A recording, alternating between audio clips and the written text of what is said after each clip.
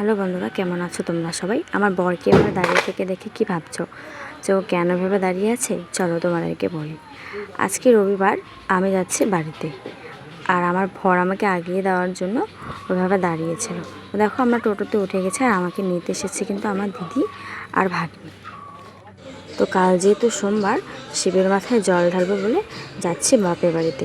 আমাদের এখানে অনেক বড় করে মেলা হয়, তো সেখানেই যাব, সেটা তোমাদের পরে ভিডিওতে আমি দেখাবো।